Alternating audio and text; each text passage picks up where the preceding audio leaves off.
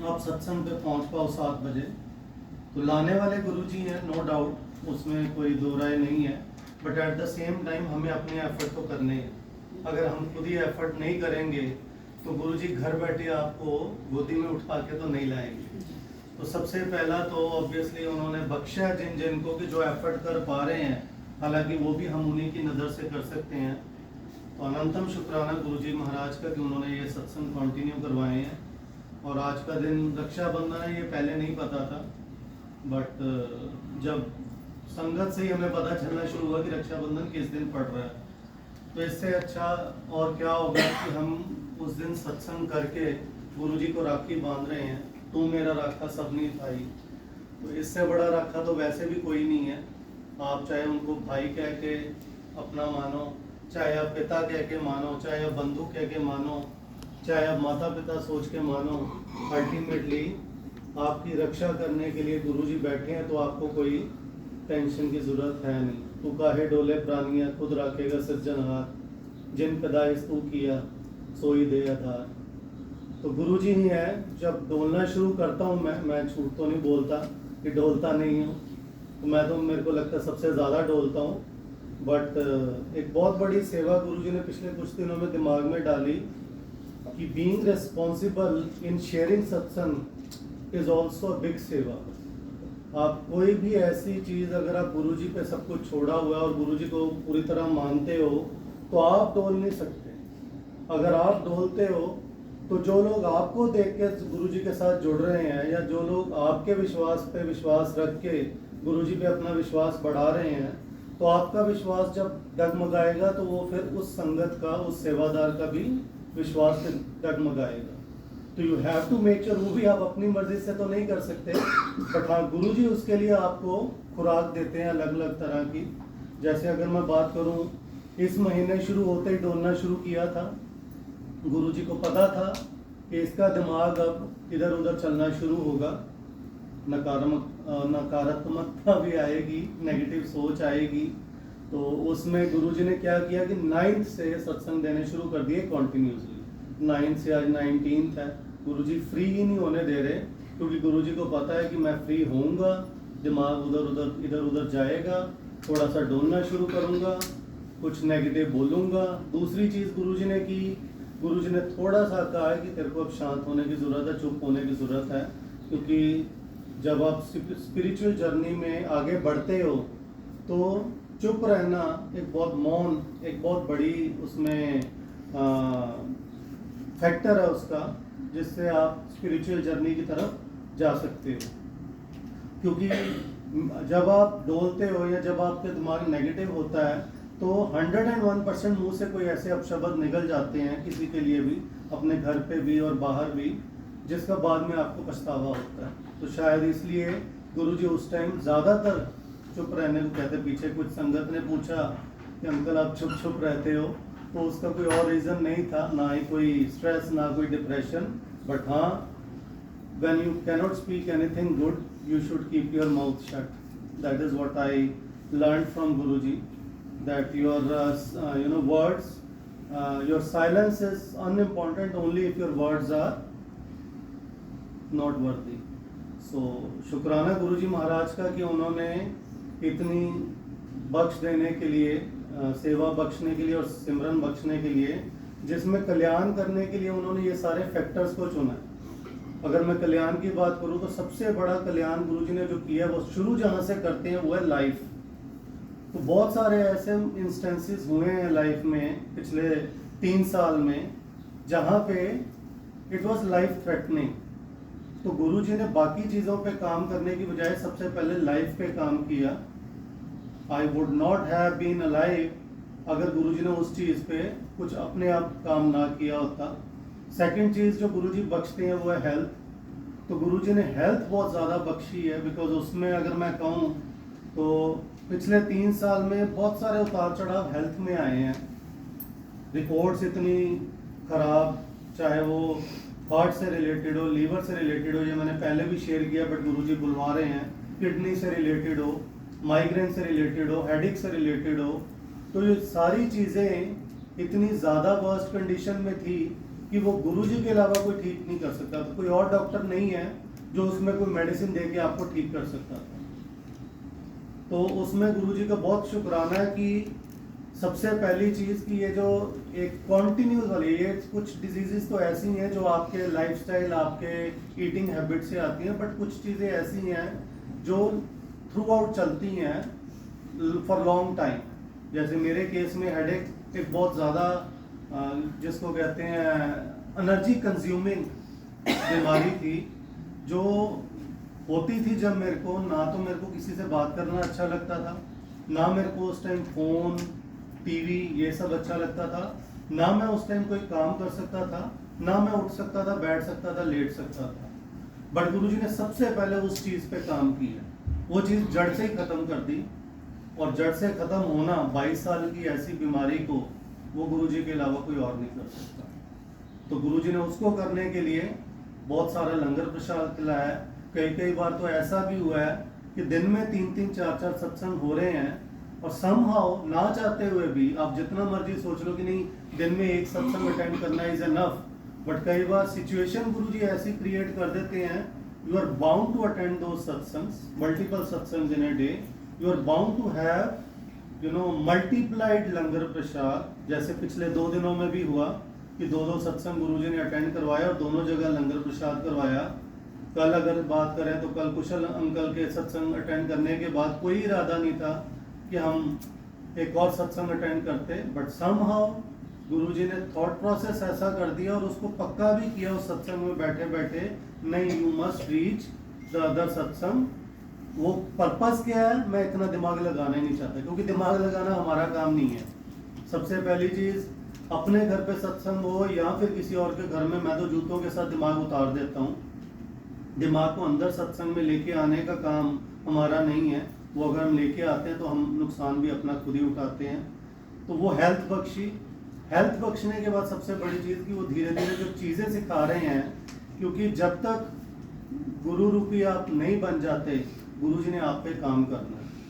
आज मैं अपना शिव पुराण में जिस पेज पे मैं था, जो गुरुजी ने सेवा बख्शी हुई है, वो गुरुजी ने सही कहा था कि पहली बार में शिव पुराण आपको समझ में नहीं आता।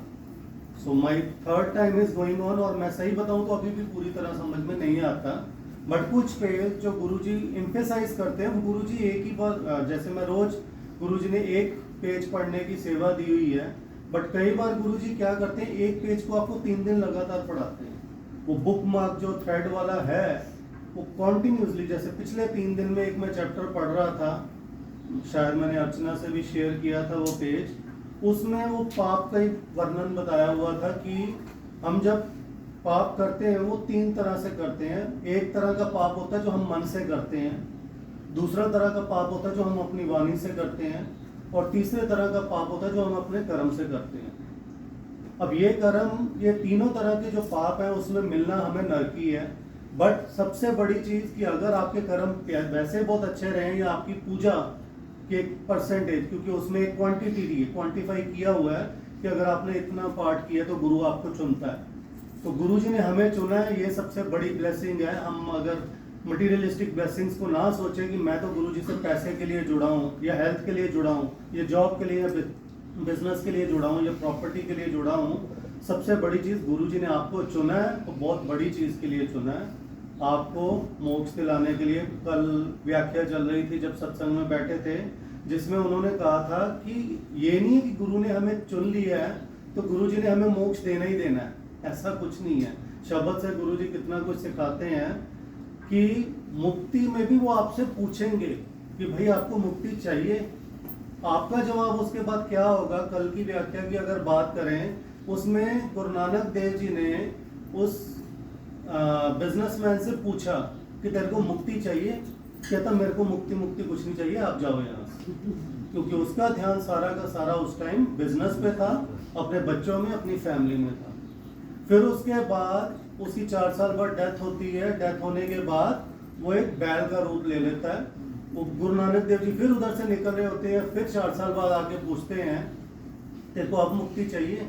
वो कहता है कि मैं अगर अब मुक्ति लूंगा तो एक तो मैंने 500 खर्च किए बैल का लिया, वो नुकसान होगा, प्लस उनको दूसरा जो बैल लेना पड़ेगा 500 उसने देने पड़ेंगे। तो 1000 का नुकसान होने से अच्छा है कि मुक्ति ना लूं, मेरे को मुक्ति नहीं चाहिए। उसके बाद वो कुत्ता बन जाता है, कुत्ते की जून में पैदा होता है, और उसके बाद फिर गुरु नानक देव जी आगे पूछते हैं, फिर उसको अकल नहीं आती, फिर वो यही कहता है कि मेरे को नहीं चाहिए। लास्ट में जब वो कीड़ा बन जाता है, नहीं हाँ सांप भी बनता है सबसे पहले उससे, उसके बाद भी उसको अकल नहीं आती। लास्ट में जब वो कीड़ा बनता है तब वो जाके कहता है कि मेरे को इस नर्क से निकाल लो और मेरे को मुक्ति दो। तो वही होता है कि गुरुजी से हम जुड़ गए, इसका मतलब ये नहीं है कि गुरुजी ने हमें मुक्ति देनी है। हो सकता है हम मटेरियलिस्टिक चीज़ों में फंसे रहें, और जो चीज़ गुरुजी देने आए हैं वो उसके लिए हम मना करते रहें। तो हमें यही है कि उनका प्रसाद समझ के हर चीज़ लेनी चाहिए। और अभी जो मैं डोलने की बात कर रहा था वो भी इसीलिए कर रहा था कि नो डाउट जब आपकी फैमिली है, रिस्पॉन्सिबिलिटीज है, आप डोलोगे, ये नहीं है कि आप नहीं डोलोगे, but at the same time energy Guruji ने कैसे देनी है वो भी उनको पता होता है। और कब जाके आपकी डोर खींचनी है या पकड़ के रखनी है या ढील देनी है वो भी गुरुजी महाराज को पता होता है। तो अनंतम शुक्राना गुरुजी का। आज मैं इससे ज़्यादा भी नहीं बोलना चाहूँगा, कल्याण बहुत सारे हैं और मेरे को पता है कि गुरुजी ने हाथ पकड़ा है तो गुरुजी छोड़ेंगे नहीं। कमांडर शर्मा अंकल जब पहली बार गए थे तो उनको 2 चीज़ें बोली थी कि उनके पीछे खड़ी संगत ने, एक कि आप सही जगह आ गए हो, दूसरा ये दरवाज़ा छोड़ के यहाँ से, ये दर छोड़ के कहीं और मत जाना। ये 2 चीज़ों को अगर हम गांठ बांध लें तो तीसरी चीज़ की हमें ज़रूरत कभी पड़नी नहीं लाइफ में। आज के सत्संग की मैं बात करूं तो बहुत सारी हम प्लानिंग करते हैं कई बार सत्संग के लिए कि हमें स्वरूप ये लगाना है, हमें चोला ये लगाना है, हमें लंगर प्रसाद ये लगाना है, बनाना है, बट सारी की सारी चीज़ें धरी रह जाती हैं क्योंकि गुरुजी के प्लान बने होते हैं जो उन्होंने बाद में जाकर तुम्हें डाउनलोड करने होते हैं और तुमने सिर्फ और सिर्फ उन पे चलना होता है। तो वही चीज़ थी, आज मैं सुबह सोच के बैठा था कि एक स्वरूप आना था, किसी की तरफ से आ रहा है ब्लेसिंग के तौर पे कि वो लगेगा, उसके साथ ये चोला मैच होगा, ये होगा सारा कुछ, but at the same time Guruji ने सारी की सारी वो प्लानिंग खत्म करके गुरुजी ने ये चोला चुना, ये चोला चुन के उन्होंने लगवाया। आज के दिन में भी रक्षाबंधन के दिन पे वो भी एक भाई की तरह, एक पिता की तरह सजना चाहते थे उस रूप में कि सारी बहनें जो आए वो आए और राखी बांधे और वो भी सज सवर के बैठे। और दूसरा लंगर प्रसाद में भी वही हम सोचते रहते हैं, बट कल रात तक कुछ पता ही नहीं था हमें कि क्या बनना है। तो गुरुजी ने जैसे जैसे किया, क्योंकि सत्संग लगा था, जैसे कि मैंने कहा 9 से लेकर 18 तक देयर वर कंटिन्यूस सत्संग और हम कंटिन्यूसली बाहर ही थे सत्संग में, किसी दिन 1-2 सत्संग भी थे। तो फाइनली गुरुजी ने आज सत्संग को प्रवान चढ़ाया।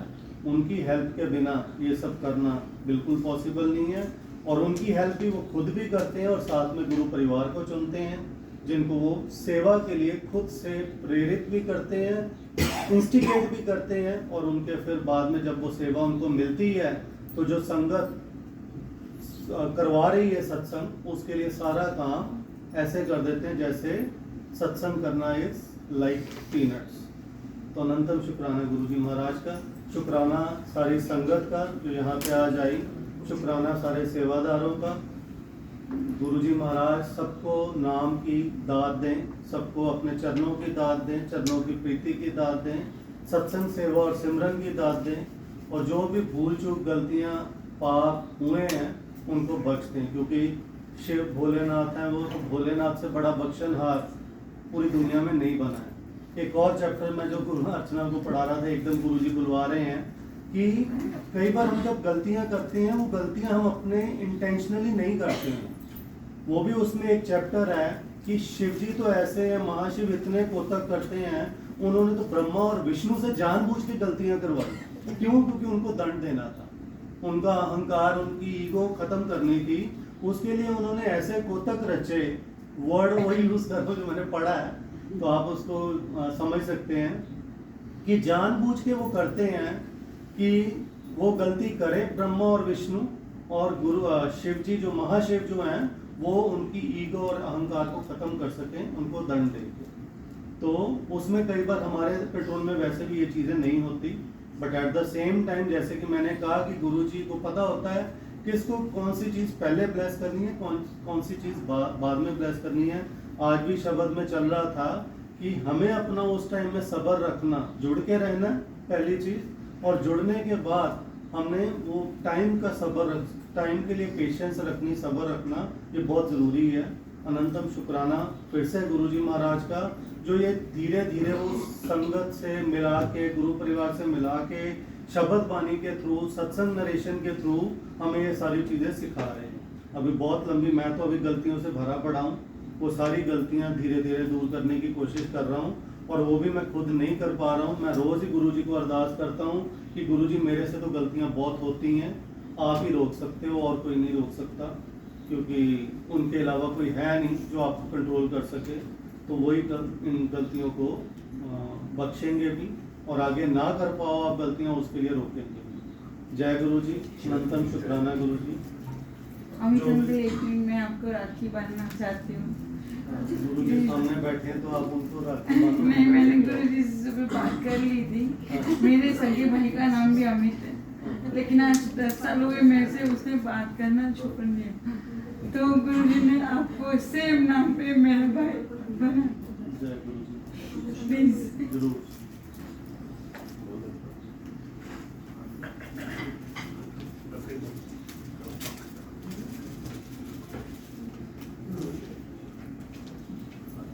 जय।